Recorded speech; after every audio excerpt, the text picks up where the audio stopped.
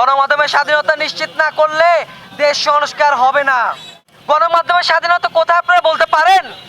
আছেন কেরানীগঞ্জের সাংবাদিক বৃন্দ, সকলকে ধন্যবাদ এবং আমার অন্তরে অন্তঃস্থল থেকে আমি কৃতজ্ঞ আপনাদের প্রতি যে আপনারা এখানে আমার পাশে এসে দাঁড়িয়েছেন, সাংবাদিকের পাশে যে সাংবাদিকরা আজকে দাঁড়িয়েছে। আমরা দেখতে পাই সংবাদপত্র টেলিভিশনে আমরা খবর প্রচার যারা করে আমরা অনেক সময় দেখতে পাই যে আমাদের উপর হামলা হয়েছে। ভাই, সাংবাদিকরা তো জাতির দর্পণ, সাংবাদিকের উপর কেন হামলা হবে? আপনি ভালো কাজ করলে আমরা ভালোটা দেখাবো, আপনি খারাপটা করলে আমি খারাপটাই দেখাবো, আপনি যেটা করছেন আমি তো তাই দেখাবো। যদি আমি তাই দেখাই, কেন আমার উপর হামলা হবে?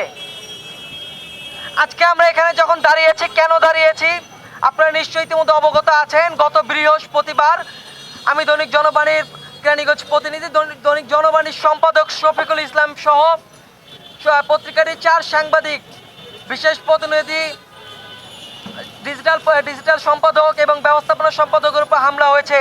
অতর্কিত 20-25 জন হামলা করেছে। কেন হামলা করেছে এই জবাব আমরা চাই।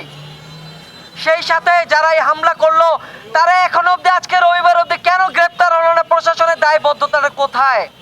তাদের দুর্বলতাটা কোথায় আমরা জানতে চাই। আমরা শুনেছি একজন গ্রেপ্তার হয়েছে সন্দেহভাজন।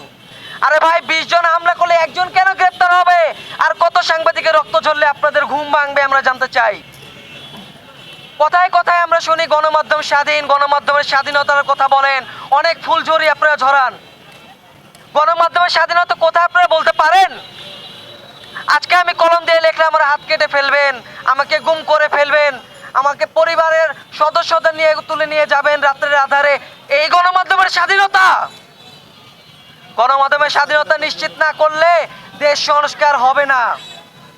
আমি প্রধান উপদেষ্টার দৃষ্টি আকর্ষণ করছি, সকলের দৃষ্টি আকর্ষণ করছি, প্রশাসনের সকলকে সময়, অতি দ্রুত সময়ের ভেতরেই এই বিচার চাই। এই হামলার প্রতিবাদে আমরা বিচার চাই এবং সাংবাদিকদের নিশ্চয়তা চাই জীবনের। গণমাধ্যমের স্বাধীনতা চাই, আমাদের গণমাধ্যম কর্মীদের স্বাধীনতা চাই। গণমাধ্যমের স্বাধীনতা নিশ্চিত আপনাদের করতে হবে।